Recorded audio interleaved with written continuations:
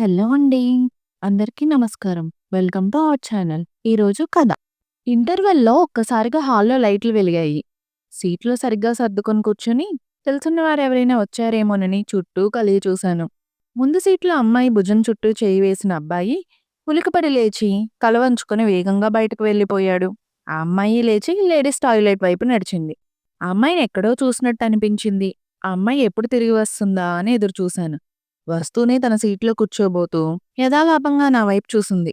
అనకొండను చూసినంతగా అదిరిపడింది. Aunty మీరా అనబోయింది. నేను అంతకన్నా ఆశ్చర్యంలో ఉన్నాను. అంతలో ఆ అబ్బాయి వేగంగా వచ్చి ముఖం కనపడనీయని ప్రయత్నం చేస్తూ తన చేతుల్లో తనతో తెచ్చిన పొట్లాలు ఆమె చేతుల్లో ఉంచడంతో ఆమె చటుక్కున సీట్లో కూర్చుండిపోయింది. మరో 2 నిమిషాల తర్వాత ఇప్పుడే వస్తాను అనేసి ఎగ్జిట్ వైపు ఆ అమ్మాయి వెళ్ళిపోవడం గమనించాను. మరో 10 నిమిషాల్లో ఆ అబ్బాయి కూడా వెళ్ళిపోయాడు. ఆ అమ్మాయి ఎవరో కాదు. 10వ తరగతి చదువుతున్న నా కూతురు. మధురిమ ట్యూషన్ మేట్ గోవర్ధని. మా వారు ఊరికి చివర తౌడు ఫ్యాక్టరీలో పనిచేస్తున్నారు. మాకు ఒక పాప, బాబు. పాప మధురిమ 10వ తరగతి చదువుతుంది. బాబు 7వ తరగతి చదువుతున్నాడు. ఆయన తెచ్చే గొర్రెతోక జీతంతో ఇల్లు పొదుపుగా గడుపుకొస్తూ, వీలైనంత పాప, బాబుల పేర ఆదా చేస్తూ, ఆయన భార్యగా నా విధి సంతృప్తికరంగా నిర్వహిస్తున్నాననే నా నమ్మకం. ఆర్థిక స్తోమత అంతగా లేకపోవడం వల్ల పిల్లలిద్దరినీ మున్సిపల్ ఉన్నత పాఠశాలలో ఆంగ్ల మాధ్యమంలో చదివిస్తున్నాను. 10వ తరగతి కావడం వల్ల మధురమకు ప్రైవేట్ పెట్టించాను. అదే ట్యూషన్ సెంటర్‌లో గోవర్ధని కూడా చదువుతోంది. వాళ్ళది చాలా డబ్బున్న కుటుంబం అని విన్నాను. చాలా ఖరీదైన దుస్తులు వేసుకొస్తుంది. వాళ్ళ ఫాదర్ టెండర్ బిజినెస్ చేస్తారట. ఎదుటివారిని ఆకర్షించడం కోసం అన్నట్టుగా గారంగా మాట్లాడుతుంది గోవర్ధని. మగపిల్లల్ని కవ్వించడం కోసమే అన్నట్టుగానే ఉంటాయి ఆమె చూపులు. మధురిమతో మొట్టమొదటిసారి గోవర్ధని మా ఇంటికి వచ్చినప్పుడు నా కూతురు ఎటువంటి స్నేహాలు పడుతుందో తెలుసుకోవడం కోసం ఆప్యాయంగా మాట్లాడాను. అదే నేను చేసిన తప్పు అనిపించింది. ఆ అమ్మాయి ప్రతిరోజు ట్యూషన్‌కి వెళ్ళే వంకతో మా ఇంటికి వచ్చేది. వచ్చాక ప్రతిక్షణం నన్ను, నా ప్రతి కదలికని గమనించేది. నేను మధురిమను తయారు చేస్తున్నంత సేపు నాకు తోచిన మంచి విషయాలు చెప్తూ ఉండడం నాకు అలవాటు. భయం చేతనో, తప్పదనో మధురిమ అన్నీ వింటుంది. ఆచరిస్తుంది కూడా. నేను మధురిమను అడుగుతూ ఉంటాను. "ఏరా కన్నమ్మా! అమ్మ క్లాస్ పీకుతుందేమిటి అనుకుంటున్నావా" అని. "అమ్మా! నువ్వేం చెప్పినా, ఏం చేసినా నా మంచి కోసమే కదా! నాకది క్లాస్ పీకడం ఎలా అనిపిస్తుంది" అంది ఓసారి. పుత్రికోత్సాహంతో నా కూతుర్ని గాఢంగా ముద్దు పెట్టుకున్నాను. అది ఆ గోవర్ధని కళ్ళలో పడనే పడింది. నేను, మధురిమ ఎక్కడున్నా అక్కడికి బిరబిరా వచ్చేస్తుంది గోవర్ధని. "ఏమిటి అలా కొయ్యబొమ్మలా ఉండిపోయావు?" అడిగింది మధురిమ. "నువ్వెంత అదృష్టవంతురాలివే" అంది. ఎందుకో ఆ అమ్మాయి కళ్ళు చెమర్చాయి. అది కనిపించనీయకుండా "సారీ ఆంటీ, ట్యూషన్‌కి ఇప్పటికే ఆలస్యం అయిపోయిందని మీ అనుమతి తీసుకోకుండా మీ బెడ్‌రూమ్‌లోకొచ్చేశాను. Very sorry. రావే తొందరగా" అని మధుని చెయ్యి పట్టుకొని తీసుకుపోయింది. నేను బెడ్ మీద కూలబడ్డాను. ఆ అమ్మాయి నాకు సారీ చెప్పడానికి కారణం ఉంది. మా ఇంటికి వచ్చిన మొదటి రోజుల్లో నేనెంతో అందంగా, పద్ధతిగా సర్దుకున్న ప్రతి బొమ్మను దాని స్థానంలో నుంచి తీసి అటు ఇటు తిప్పి చూసేస్తూ, "ఈ బొమ్మ బాగుందే, ఎక్కడ కొన్నారు?" అంటూ చూపించిన ప్రవర్తనకి నాకు ఒళ్ళు మండుకొచ్చి కైమన్నాను. నా పద్ధతి, అభిమతం వివరించి చెప్పాను. అప్పటినుంచి నేను, నా ఇల్లు ఆ అమ్మాయికి అపురూప వస్తువులమైపోయాయి. విశాలమైన పెద్ద కళ్ళతో, సూటిగా గుచ్చుకునే చూపులతో నన్ను, నా చేతులను పరిశీలిస్తోంది. "ఎందుకలా పరిశీలిస్తావు?" అడిగేశానోసారి. "ఏమీ లేదాంటీ, ఏమీ లేదు" తలదించుకుంది. "పర్వాలేదమ్మా చెప్పు, నేనేమీ అనుకోను" అన్నాను అనునయంగా. "మీరు ఏ అలంకరణ లేకుండానే ఇంత అందంగా ఉంటారు. అందమైన రూపం, రూపానికి తగ్గ మాట, మాటలకు తగ్గ మీ వ్యక్తిత్వం నాకు చాలా ఇష్టం. అందుకే మిమ్మల్ని ఎంతసేపు చూసినా తనివి తీరదు" అంది గోవర్ధని. పిల్లలకు టీనేజ్ అత్యంత కీలకమైనది. ఈ విద్యార్థి దశలో ఎంత ఎక్కువగా విజ్ఞాన్ని గ్రహించి మీ బుర్రలో భద్రపరుచుకుంటే అంత మంచిది. అందుచేత సమయం వృధా చేయకుండా అన్నీ పరిశీలిస్తూ ఉండాలి. తెలియని విషయాలు తెలుసుకుంటూ ఉండాలి. నన్ను చూసి నీ సమయం వృధా చేసుకుంటావెందుకు చెప్పు అని తేలికగా నవ్వేశాను. ఆ తర్వాత ఆ అమ్మాయిలో కొంచెం మార్పు వచ్చింది. 10వ ర్యాంకు దాటి ఉండే ఆ అమ్మాయి చదువులో 10 లోపు ర్యాంకులోకి రావడమే దానికి కారణం. ఆమెలో ఆ మార్పుకు చాలా సంతోషించాను. కానీ ఇంతలో ఇదేమిటి? ఏది ఏమైనా రేపు ఆ అమ్మాయి ఇంటికొచ్చినప్పుడు విషయం తేల్చేయాలి అనుకున్నాను. నేను ఊహించినట్టుగానే మరునాడు గోవర్ధని ట్యూషన్‌కి వెళ్ళేటప్పుడు మధురిమ కోసం రాలేదు. ఉదయం పిల్లల్ని, ఆయన్ని పంపించి, బట్టలన్నీ ఉతికి, ఆరేశాక మధురిమ పుట్టినరోజు డ్రెస్ మీద మగ్గం వర్క్ చేస్తున్న పని మొదలు పెడదామని అనుకున్నంతలో తలుపు చప్పుడైంది. వెళ్ళి తీశాను. ఎదురుగా గోవర్ధని. "స్కూలుకు వెళ్ళలేదా? ఏమిటి ఇలా వచ్చావు?" అడిగాను పదునైన స్వరంతో. గోవర్ధని బెరుకు కళ్ళతో చూసింది. "ఆంటీ, మీకో విషయం చెప్పుకోవాలి." "దయచేసి కోప్పడకండి. ఈ విషయంలో మీరు తప్ప నాకు సహాయం చేసేవాళ్ళెవ్వరూ లేరు" అంది కన్నీళ్లతో. ఒక్క క్షణం ఆలోచించి "లోపలికి రా" అన్నాను. హాల్లో కూర్చున్నాక "ఇప్పుడు చెప్పు" అన్నాను తీక్షణంగా. ఇంతకాలం నా కూతురుతో తిరిగిన అమ్మాయి ఈమెనా అనిపించింది. మీరలా సూటిగా చూస్తే నాకు భయం అండి. మీతో మనసు విప్పి చెప్పుకోలేను అంది కన్నీళ్లు బుగ్గల మీద జారిపోతుండగా. విషయం రాబట్టడం కోసమైనా తప్పదు కదా అని కంఠంలో మృదుత్వం పలికిస్తూ పర్వాలేదు, భయపడకు చెప్పమ్మా అన్నాను లాలనగా. ఒక్కసారిగా కుర్చీలోంచి లేచి నా కాళ్ళ ముందు నేల మీద కూలబడి వెక్కి వెక్కి ఏడవసాగింది గోవర్ధని. నాకు చాలా చిరాకు అనిపించింది. కారణం, పట్టుమని 16 ఏళ్లు లేని ఆ పెళ్లి కాని అమ్మాయి శరీరాన్ని ఒక కుర్రాడి చేతులు తడిమాయి అని కంపరంగా అనిపించింది. అయినా సహనంగానే భరించాను. చూడు వర్ధిని, విషయం చెప్పకుండా ఇలా బాధపడడంలో అర్థం లేదు. వెళ్ళి మొఖం కడుక్కునిరా అన్నాను. తనను తాను సంభాళించుకొని సారీ ఆంటీ అని వెళ్ళి ముఖం కడుక్కు వచ్చింది. ఈ విషయం ఇంట్లో తెలిస్తే నన్ను చంపేస్తారండి. మధు పట్ల మీరు చూపించే అమ్మ ప్రేమంటే నాకెంతో ఇష్టం. జ్ఞానం వచ్చాక మా అమ్మ ఒక్కరోజు నాతో అలా ప్రవర్తించలేదు. ఎంతసేపు నగలు, చీరలు, షోకులు, చేతిలో పుష్కలంగా డబ్బు ఉంచుకోవడం, వీటికే ప్రాధాన్యత ఇస్తుంది. నాకు ఖరీదైన బట్టలు కొంటుంది, రకరకాల డ్రెస్సింగ్ సెట్స్ కొంటుంది. వారానికోసారి తనతో బ్యూటీ పార్లర్‌కి తీసుకువెడుతోంది. వద్దమ్మా, నాకిష్టం లేదు. క్లాస్‌లో అందరూ నన్ను వెక్కిరిస్తున్నారు అన్నాను. నోరు మూసుకో. మన స్టేటస్‌కి తగ్గట్టు ఉండాలి తెలిసిందా అని తిట్టింది. అలా రోజు నలుగురిలో ప్రత్యేకంగా కనబడేలా తయారు చేసి పంపిస్తుంది. ట్యూషన్ అయిపోయాక మధురిమాని మీ ఇంటి దగ్గర దించి వెళ్తుంటే నెల రోజుల నుంచి ఓ అబ్బాయి నా వెంట పడుతున్నాడు. ఒకరోజు నా సైకిల్‌కు అడ్డంగా వచ్చి సైకిల్ ఆఫ్ చేసి, "నువ్వు నాకు నచ్చావు. మనిద్దరం కలిసి టిఫిన్ చేద్దాం వస్తావా?" అన్నాడు. రాను అన్నాను. "నువ్వు రాకపోతే కత్తితో పొడుచుకొని చచ్చిపోతా" అని చాకు చూపించి బెదిరించాడు. అలా 10 రోజుల నుంచి వాయిదా వేసుకుంటూ వస్తున్నాను. నిన్న ఉదయం "రోజూ దాటేస్తున్నావేంటి? నువ్వు నన్ను ప్రేమించడం లేదా?" అని అడిగాడు. నేను సమాధానం చెప్పలేదు. "ఈవేళ కనుక నువ్వు రాకపోతే నా చావుకి కారణం నువ్వే అని కాగితం రాసిపెట్టి చచ్చిపోతా" అని జేబులోంచి అలా రాసిన కాగితం విప్పి చూపించాడు. ఏం చెయ్యాలో అర్థం కాక "సరే పద" అన్నాను. "ఇప్పుడు కాదు, మధ్యాహ్నం స్కూల్ ఎగ్గొట్టి వచ్చెయి. సినిమా హాల్‌లో టిఫిన్ చేద్దాం" అన్నాడు. "సినిమా హాల్‌లో టిఫినేంటి?" అని అడిగాను అర్థం కాక.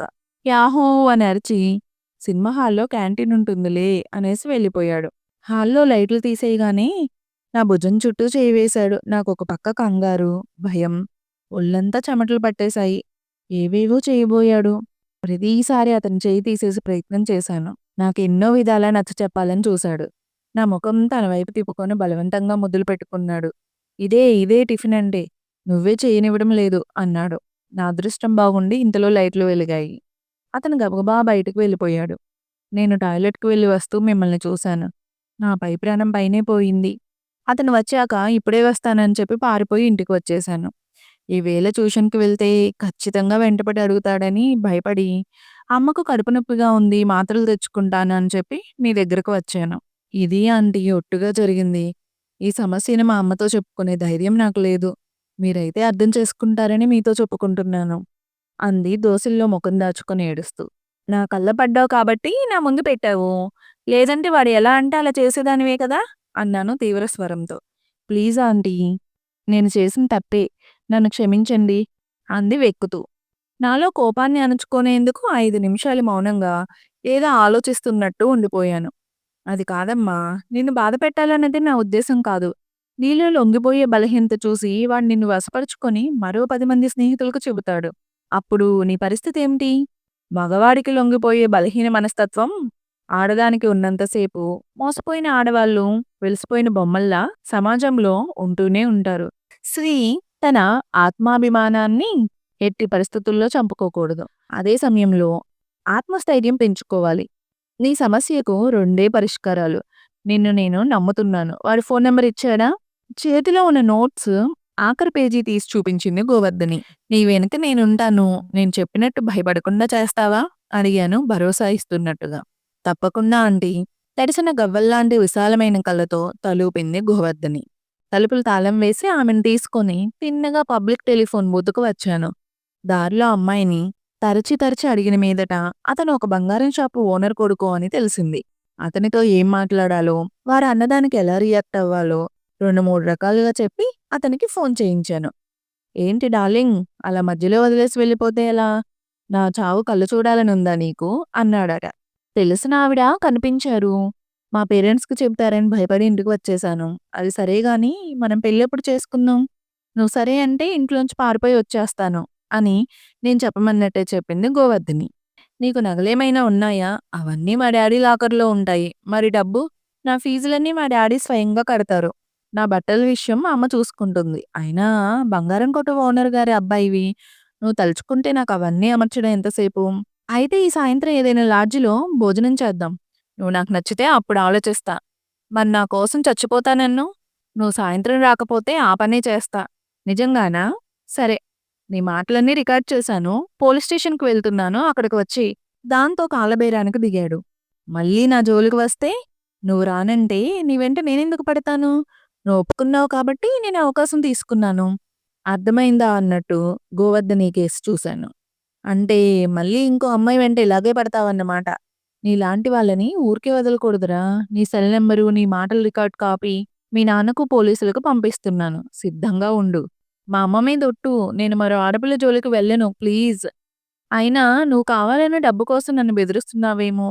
నా మాటలన్నీ రికార్డ్ చేశావని నమ్మకం ఏమిటి? అయినా ఈ బ్లాక్‌మెయిలింగ్ ఏమిటి?" వాడి పొగరు ఇంకా చావలేదనిపించింది నాకు. ఇక లాభం లేదు అనుకుని ఫోన్ నేను అందుకున్నాను. "10 నిమిషాల్లో ఇక్కడికి వస్తే అన్ని సాక్ష్యాలు చూపిస్తాను. వచ్చావా సరే, లేదా నిన్నేం చేయాలో నాకు తెలుసు" అన్నాను. "మధ్యలో నువ్వెవరు? ఇంతవరకు నువ్వు ఏడిపించావే వాళ్ళ అమ్మని." వాడు భయపడిపోయినట్లున్నాడు. "సారీ ఆంటీ ఇంకెప్పుడూ అలా చెయ్యను. మా అమ్మ మీద ఒట్టు. నన్ను వదిలేయండి ప్లీజ్. మా నాన్నకి చెబితే నా చెమడాలు తీసేస్తాడు ప్లీజ్ ఆంటీ" అని ఏడ్చినంత పని చేశాడు. "ముందు నువ్వు ఈ పబ్లిక్ టెలిఫోన్ బూత్ దగ్గరికి రా. లేదా నేను నీ షాప్‌కి రానా?" గదమాయించాను. "వస్తున్నాను ఆంటీ వచ్చేస్తున్నా ప్లీజ్." "అంతవరకు మీరు అక్కడే ఉండండి." 8 నిమిషాల్లో సైకిల్ మీద వచ్చేశాడు. సైకిల్‌ని నేల మీదకి అలాగే వదిలేసి అటూ ఇటూ చూసి నెమ్మదిగా దగ్గరకు వచ్చి గోవర్ధనిని చూసి, "సారీ ఆంటీ ఇంకెప్పుడు మీ అమ్మాయి జోలికి రాను. నన్ను నమ్మండి" అన్నాడు నా కాళ్ళ మీద పడి చటుక్కున లేచిపోయి. "నా కాళ్ళ మీద కాదు మా అమ్మాయికి సారీ చెప్పి కాళ్ళ మీద పడు" అన్నాను మరింత కఠినంగా. "సారీ సిస్టర్ నన్ను క్షమించు" అన్నాడు గోవర్ధని కాళ్ళ ముందు. అప్పుడు పైకి లేపి కాలర్ పుచ్చుకొని, "నిన్న టిఫిన్ చేశావు? ఇవాళ సిస్టర్ అయిపోయిందా?" అని చెయ్యెత్తాను. వాడు తప్పించుకొని నేల మీద పడేసిన సైకిల్ తీసుకొని పరుగో పరుగు. "చూసావా? అందితే జుట్టు, అందకపోతే కాళ్ళు. ఇదే మగాడి నైజం. అర్థమైందా?" అన్నాను గోవర్ధనితో. "మీ రుణం ఎలా తీర్చుకోవాలో తెలియట్లేదు ఆంటీ" అంది ఆరాధనాభావంతో చేతులు జోడించిన గోవర్ధని. "అప్పుడే పూర్తవ్వలేదు పదా" అని ఆమె వెన్ను తట్టి రెండో పరిష్కారం దిశగా కదిలాను ఆమెతో. మేము గోవర్ధని ఇంట్లో అడుగుపెట్టేసరికి వాళ్ళ అమ్మగారు టీవీ చూస్తున్నారు. గోవర్ధని నన్ను ఆమెకు పరిచయం చేసింది. ఆవిడ నన్ను చూస్తూనే నొసలు చిట్లించి టీవీ వైపు ముఖం తిప్పుకుని అడిగింది, "ఏమిటిలా వచ్చారు?" ఆవిడ నన్ను కనీసం కూర్చోమనలేదు. నేనే ఆమె ఎదురుగా కూర్చొని జరిగిందంతా చెప్పాను. మేం వాడితో ఫోన్ మాటలన్న విషయం తప్ప. అంతే. ఆవిడ పెనం మీద ఆవగింజలా ఎగిరిపడింది. "మా పిల్లల బాగోగులు మేం చూసుకోగలం. అయినా మీరెవరు మా ఇంటికి వచ్చి మా పిల్ల మీద నేరాలు చెప్పడానికి? ఏదో మా అమ్మాయి కాస్త అందంగా ఉంటుంది కాబట్టి వెనకాల పడి ఉంటాడు. దానికే మీరు మా ఇంటికి వచ్చి రాద్ధాంతం చెయ్యాలా?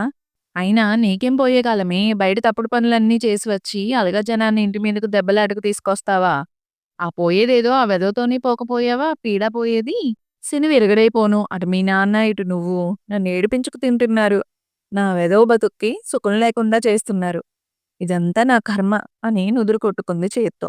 "అది కాదమ్మా మీరు" "అనవసరంగా నువ్వు మాట్లాడకు. వెంటనే వెళ్ళిక్కడి నుంచి.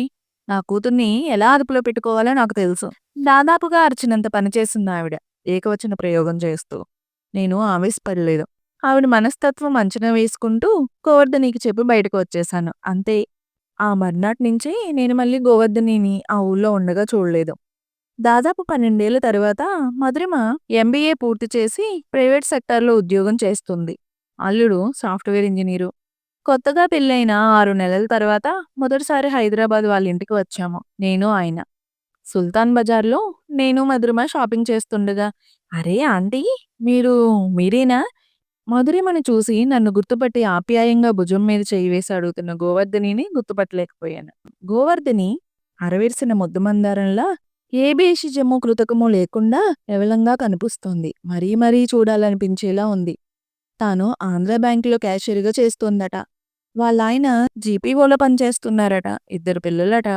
వాళ్ళ నాన్నగారు టెండర్ బిజినెస్ దెబ్బతినడంతో, మానసిక వేదంతో గుండెపోటు వచ్చి మరణించారట.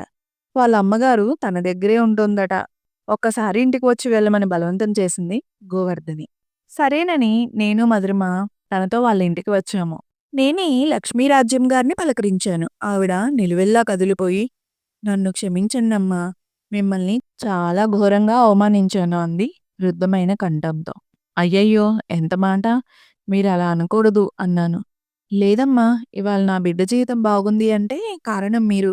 కన్నంత మాత్రాన అందరూ అమ్మలు కాలేరు. కన్నబిడ్డ సమస్య తెలుసుకొని, దాన్ని సకాలంలో గుర్తించి, పరిష్కరించి, కన్నబిడ్డకు బంగారు భవిష్యత్తు ఇవ్వగలిగిన అమ్మే నిజమైన అమ్మ. అటువంటి అమ్మకు ప్రతిరూపం మీరు. నా బిడ్డను మీ బిడ్డగా భావించి నా వరకు రాకుండానే నా బిడ్డ సమస్యను పరిష్కరించారు. దానికి మీరు నూరుపోసిన ఆత్మవిశ్వాసం వల్లనే అది చక్కని ఉద్యోగం సంపాదించుకొని, చల్లగా కాపురం చేసుకుంటుంది. లేదంటే దాని బ్రతుకు నాశనం అయిపోయేది" అందామె నా చేతులు పట్టుకొని కన్నీళ్లతో.